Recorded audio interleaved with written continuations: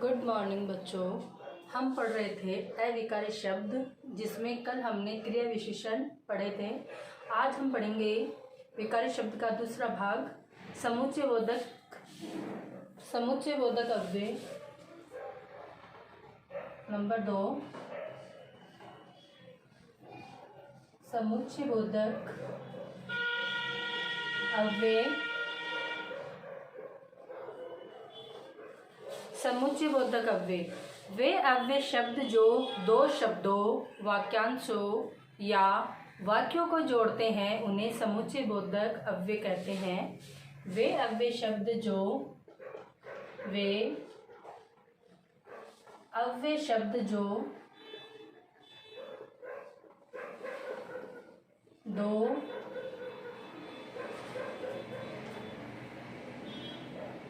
दो शब्दों, वाक्यांशों तथा वाक्यों को जोड़ते हैं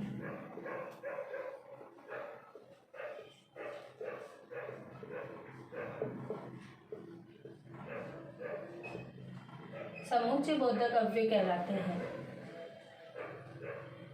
समुच्चयबोधक अव्यय कहलाते हैं।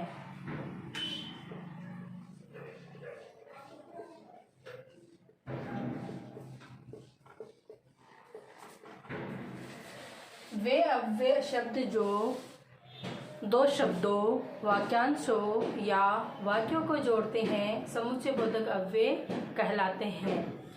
इसके दो भेद माने गए हैं। नंबर 1 संयोजक और नंबर दूसरा है विभाजक। संयोजक में दो वाक्यों या दो शब्दों या दो वाक्यांशों को जोड़ा जाता है और विभाजक में उनको दो वाक्यों को अलग किया जाता है। उनमें वाक्यांश आ जाएंगे, शब्द आ जाएंगे, उनको अलग किया जाता है। नंबर 1 पढ़ते हैं संयोजक। वे अव्यय शब्द जो दो शब्दों, वाक्यांशों तथा वाक्यों को जोड़ते हैं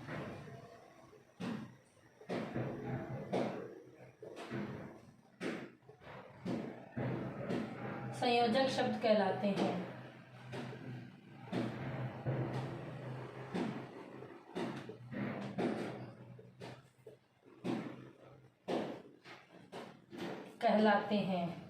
यानी जो समुच्चयबोधक अव्यय है उसी का ही दूसरा नाम संयोजक भी है। जैसे और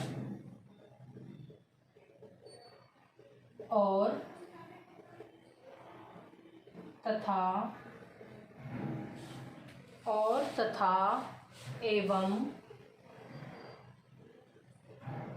तो, जो, फिर,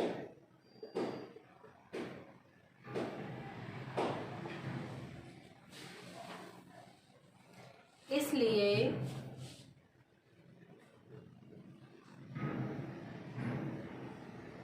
पुनः,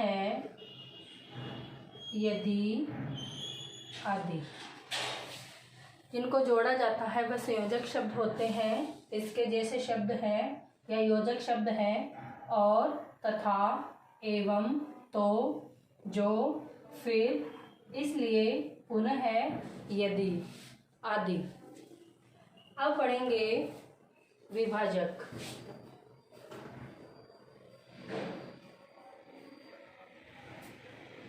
नंबर दूसरा है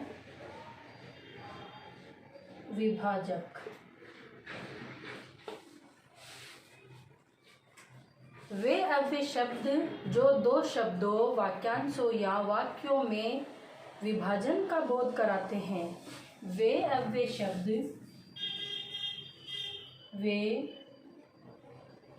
शब्द जो दो शब्दों, वाक्यांशों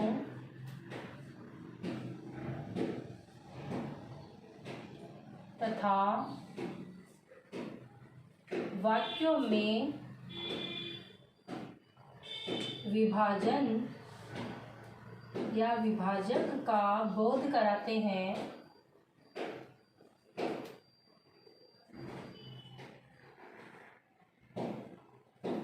विभाजक शब्द कहलाते हैं या विभाजक अव्यय कहलाते हैं। विभाजक शब्द कहलाते हैं।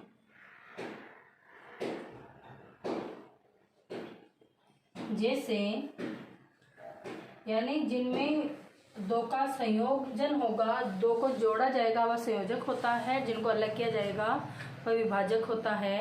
किंतु, परंतु, पर, किंतु, परंतु,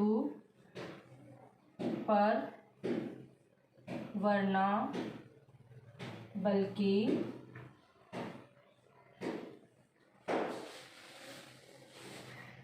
अपितु,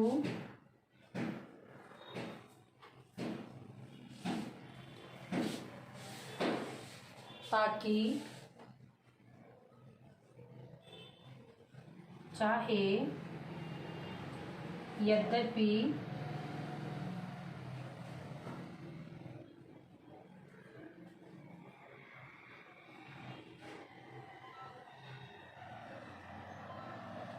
आदि।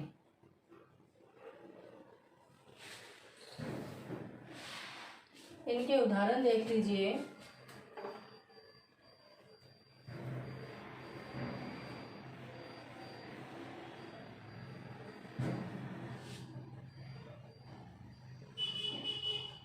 राम और श्याम जयपुर गए।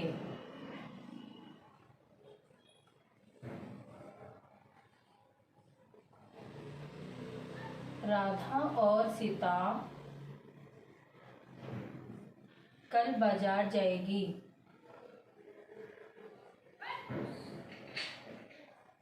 यहाँ पर जोड़ने का कार्य करें। दो मिलकर बाजार जा रही है। फिर है दूसरे वाला है राम आया किंतु श्याम चला गया।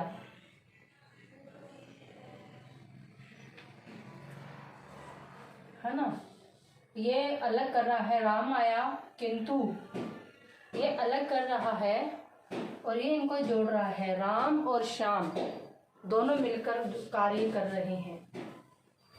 नंबर 3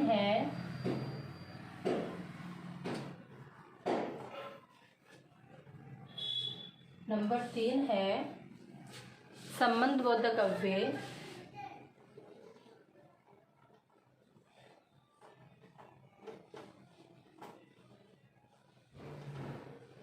संबंधबोधक अव्यय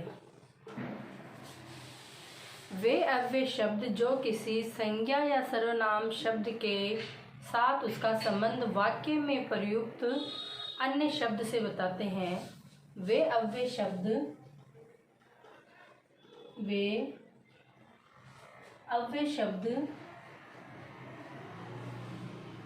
जो किसी संज्ञा व सर्वनाम शब्दों का संबंध वाक्य में प्रयुक्त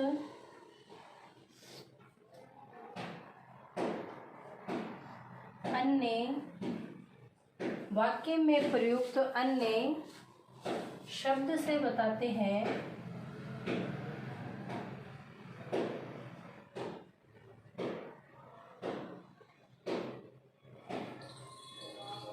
संबंधबोधक अव्यय कहलाते हैं।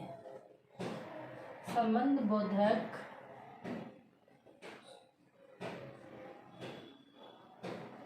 अव्यय कहलाते हैं।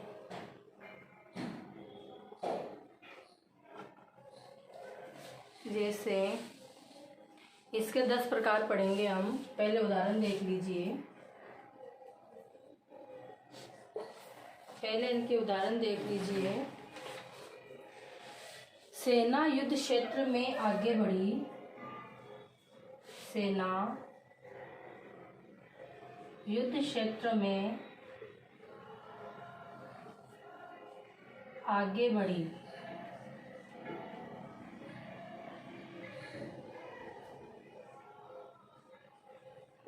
दूसरा है सोनू दीवार के ऊपर बैठा है। सोनू दीवार के ऊपर बैठा है। तो ये वाले जो शब्द हैं ये संबंधता का बोध कराते हैं। अब इसके प्रकार जानते हैं।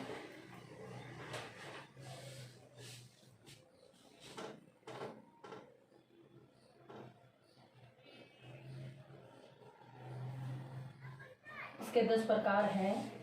नंबर 1 है कालवाचक। कालवाचक कालवाचक में लिखो पहले, पीछे, आगे। नंबर 2 है स्थानवाचक।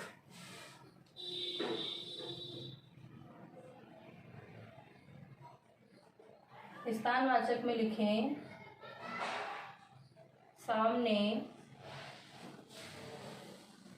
भीतर, निकट, आगे। नंबर 3 है दिशावाचक।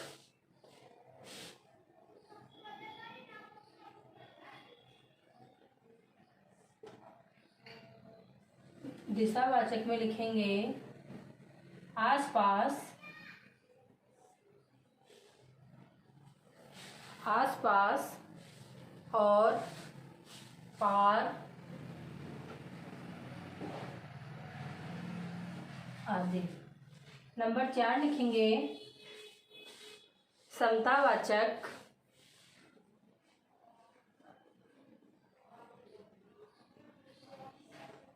इसमें लिखेंगे भांति,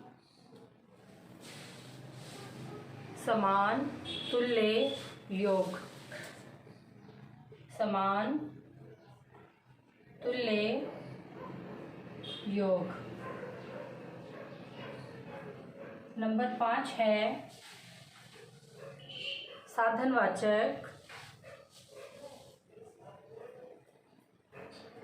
साधनवाचक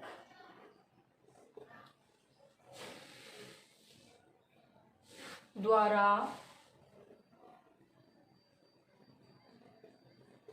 सहारे, माध्यम। इन शब्दों को आपको ऐसे कैसे रीड करना है और याद करना है, फिर इसी से पहचान होगी। विषयवाचक। विषयवाचक विषयवाचक में विषय, भरोसे, विषय, भरोसे, बाबत, आदि। नंबर 7 है विरुद्धवाचक।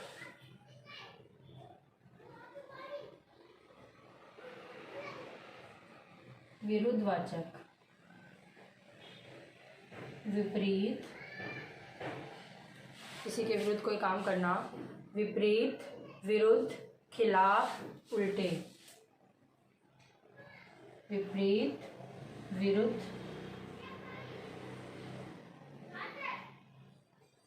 खिलाफ, उल्टे।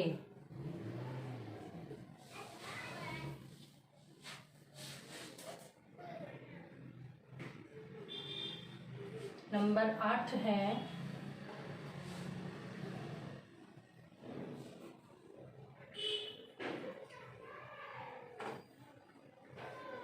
8 है संघवाचक, संघवाचक, संग, साथ, सहचर।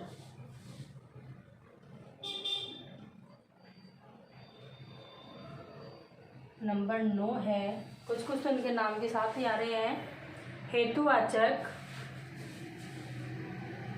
हेतुवाचक,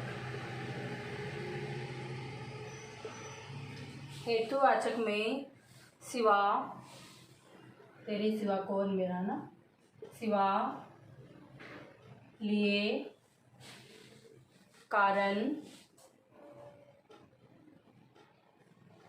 वास्ते। नंबर 10 है तुलनावाचक,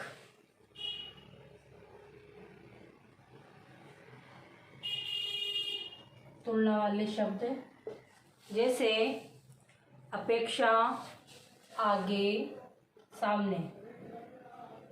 अपेक्षा, आगे, सामने, ये थे इनके भेद। अलग अलग प्रकार से और अलग अलग इनको ही समझा जाएगा। याद करना है, याद करेंगे तो हम इन्हें निकाल भी पाएंगे। नंबर 4 है विस्मयादि बोधक।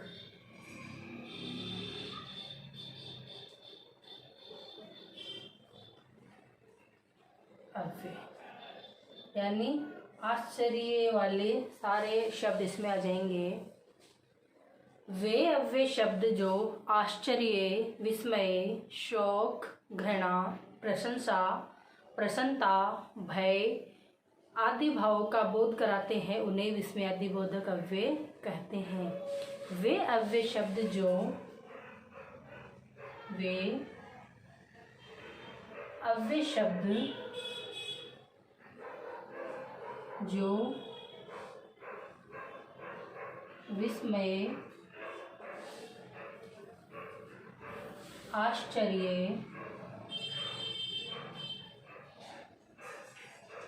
शोक, घृणा, प्रशंसा, प्रसन्नता,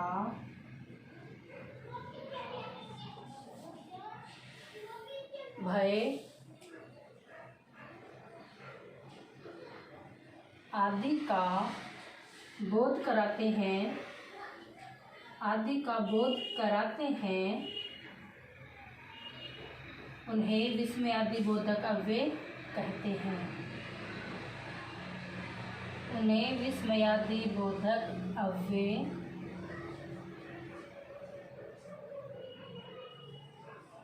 कहते हैं। इसके 12 भेद होते हैं। कहने को 12 भेद हैं, लेकिन इजी तरीके से याद हो जाएगा। इसके उदाहरण देखिए, एक बार वापस समझ लें।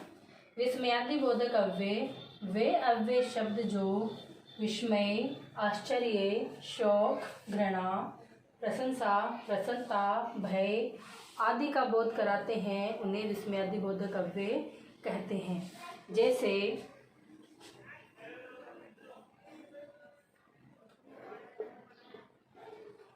जैसे इसका उदाहरण है,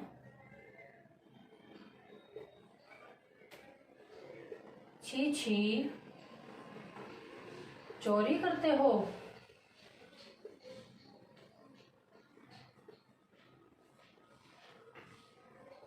दूसरा है काश इस वर्ष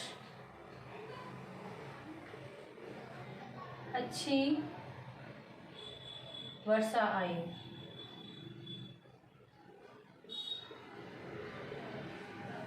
ये है इनके उदाहरण। अब इसके भेद भी जान लेते हैं।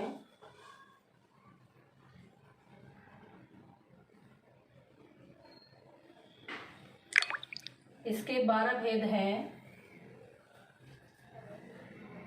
या प्रकार भेद, जो भी आप कहो। नंबर 1 है आश्चर्यबोधक, यानी शब्द ही आएंगे। आश्चर्यबोधक, जिसमें आपको लिखना है क्या, अरे,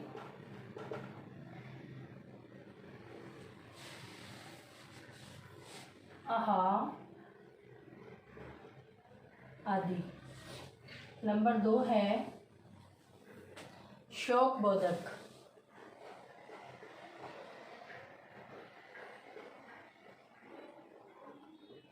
नंबर 2 है शोकबोधक। उफ, हाय,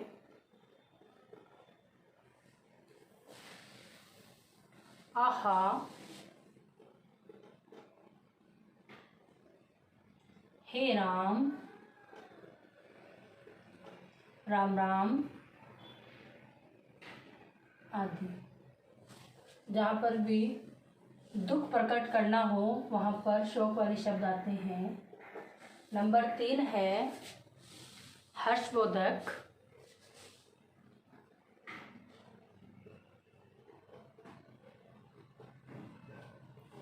हर्षबोधक खुशी वाले, प्रसन्नता वाले। वह है धन्य, आहा, आहा।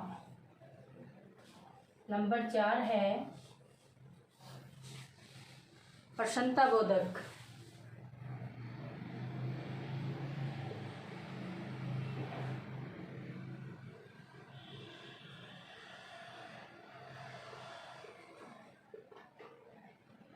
प्रसन्नता बोधक,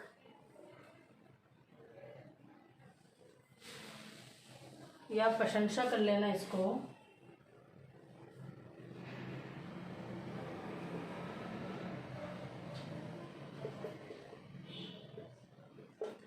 इसमें आएंगे शब्द शाबाश,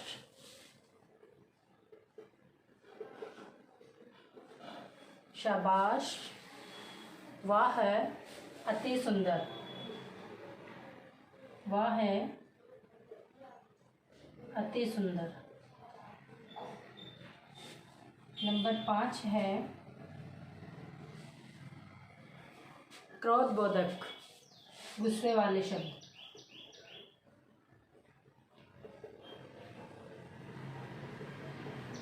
क्रोधबोधक, अरे चुप। अपन किसी को गुस्से में बोलते हैं ना, अरे चुप। नंबर 6 है भयबोधक, डर लगना, भयबोधक। इसमें शब्द आएंगे हाय, बाप रे। जब डर लगता है जो बोलते हैं ना, वो वाले शब्द आएंगे। नंबर 7 चेतावनी,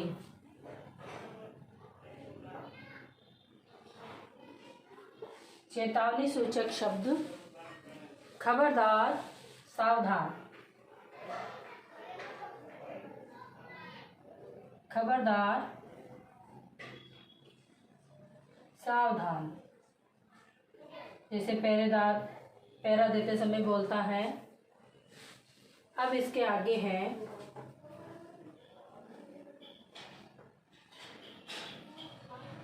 नंबर 8। नंबर 8 है घृणाबोधक, नफरत वाले शब्द। घृणाबोधक, घृणाबोधक में है धिक्कार। किसी से नफरत करते हैं तो बोलते हैं ना, धिक्कार है तुझे, धिक्कार। ऑफ धत, इच्छाबोधक,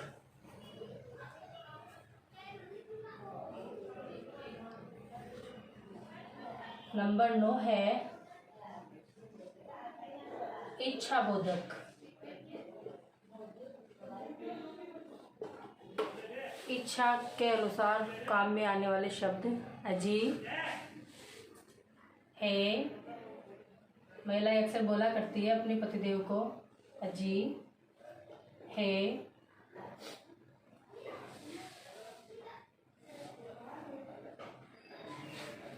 अरे सुनते हो। आगे नंबर 10 है संबोधन। किसी को संबोधन से बुलाना, संबोधन बोधक शब्द, संबोधन बोधक वो है अच्छा,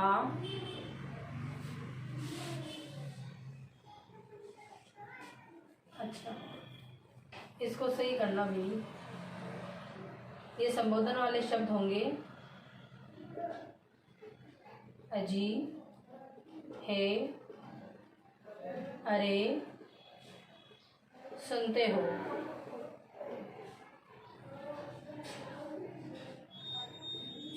इच्छा बोधक शब्द,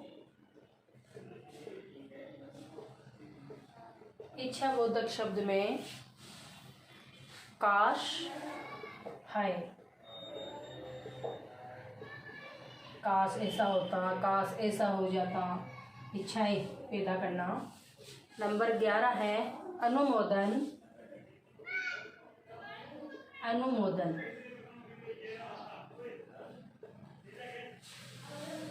अच्छा, ठीक, हाँ, अच्छा, ठीक, हाँ। नंबर 12 है आशीर्वाद। आशीर्वाद वाले शब्द बोधक शब्द शाबाश,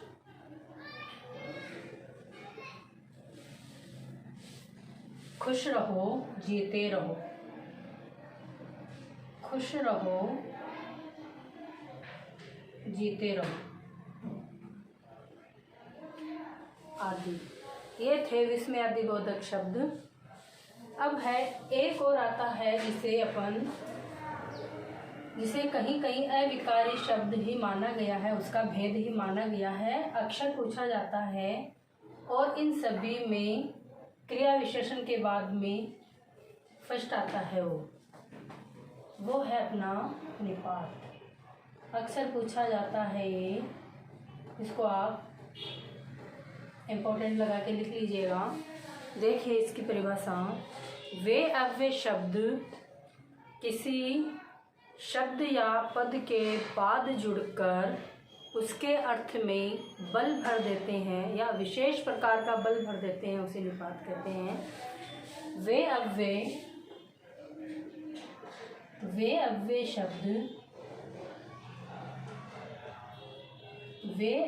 शब्द किसी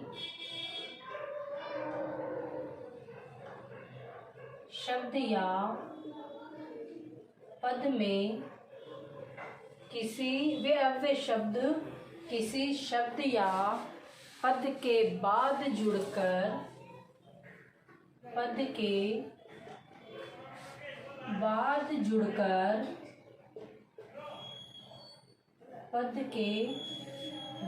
जुड़कर उसके अर्थ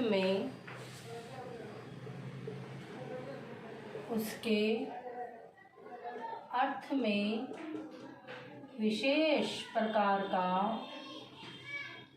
विशेष प्रकार का बल भर देते हैं,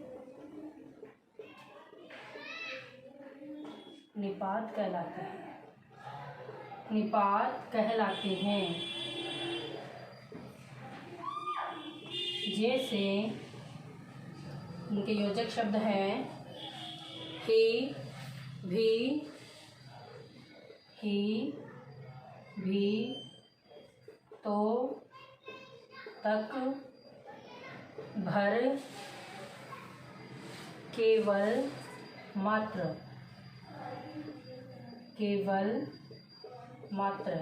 आदि। इसके उदाहरण हैं मैं भी कल जयपुर जाऊंगा।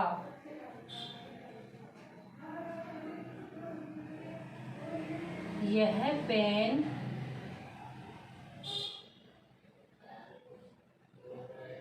मेरा ही है। इसमें देखो एक भी शब्द और एक ही शब्द, इनमें निपात दिया गया है। इन्हीं से हमको पहचान करनी है। धन्यवाद।